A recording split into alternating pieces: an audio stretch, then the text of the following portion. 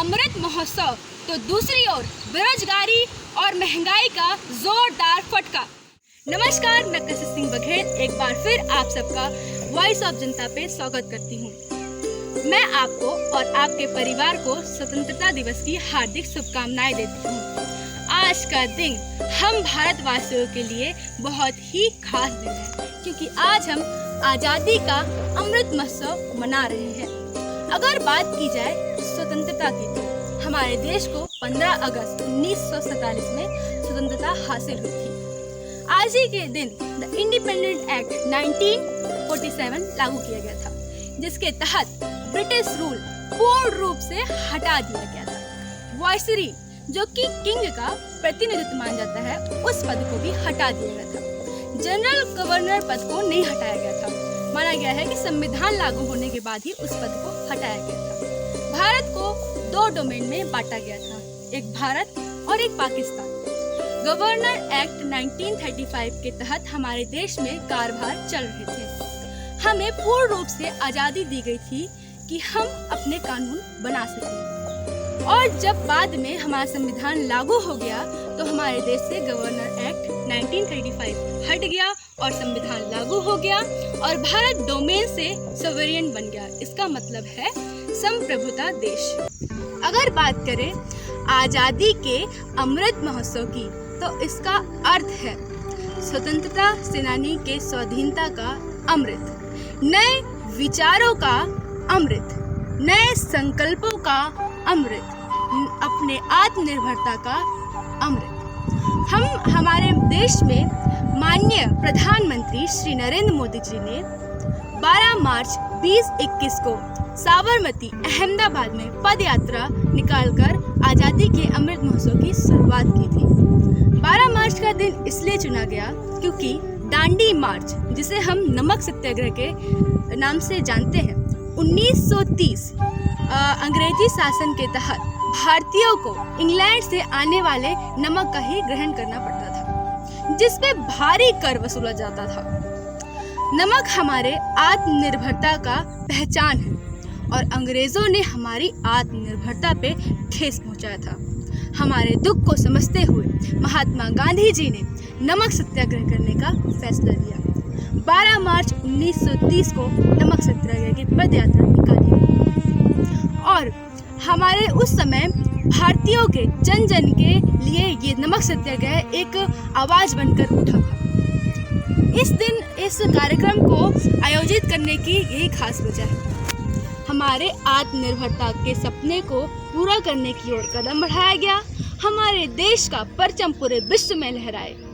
अगर बात की जाए हमारे देश को स्वतंत्र करने में जो अहम भूमिका निभाई गई है, हमारे क्रांतिकारियों ने अपने खून का बहाया है, अपना बलिदान दिया है, तब जाके आज हम आज़ादी से कह पा रहे हैं कि हमारा देश आज़ाद है, आत्मनिर्भर। उसमें सुखदेव, भगत सिंह, राजगुरु जैसे बड़े नाम शामिल। उनकी वीरता, मंगल पांडे का पराक्रमी और जवाहरलाल नेहरू का विश्वास, महात्मा गांधी जी के आंदोलन, सुभाष चंद्र बोस जी के क्रांतिकारी और मेहनत आज रंग लाई और हम आज़ाद हैं।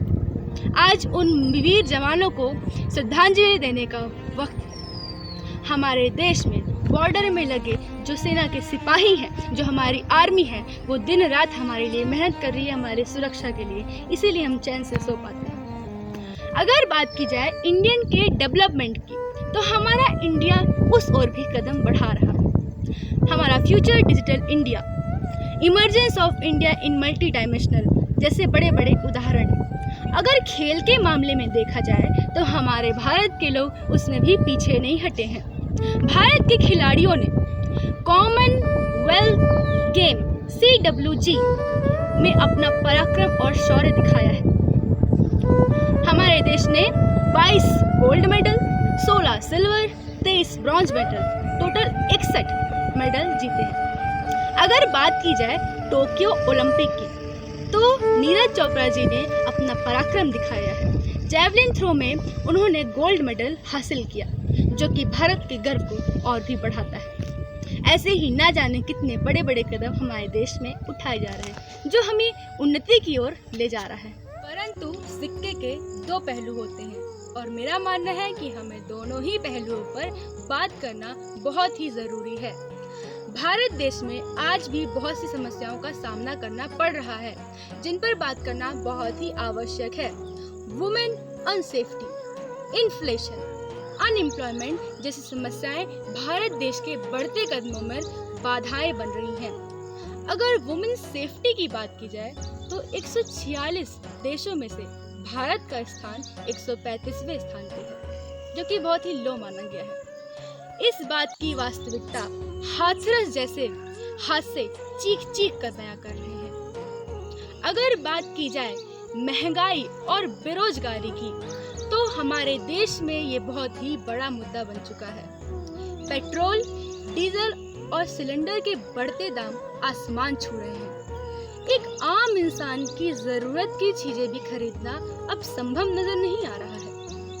इस सब से परेशान होकर लोग अब सड़कों पर उतरने के लिए मजबूर हो गए। दावा किया जा रहा है कि करोड़ों लोगों को रोजगार दिया जा रहा है, परंतु वास्तविकता से इसका कोई लेना देना नहीं। लाखों पढ़े लिखे युवा आज नौकरी की तलाश में दर दर भटक रहे हैं। हमें अभी आगे बढ़ने में बहुत ही मेहनत करनी पड़ेगी।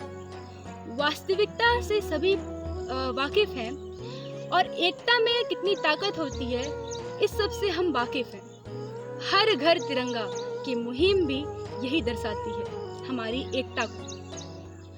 हमें आंख में पट्टी बांधकर चलने की जरूरत नहीं है, बल्कि वास्तविकता को पहचानने की जरूरत है कि हमारे देश में क्या सही हो रहा है और क्या गलत हो रहा है। हमारी देश ही हमारी पहचान है। हमारे देश की उन्नति ही हमारा एकमात्र संकल्प है। और इसी स्पिरिट के साथ मैं आप सबसे विदा लेती हूँ। जय हिंद, जय भारत।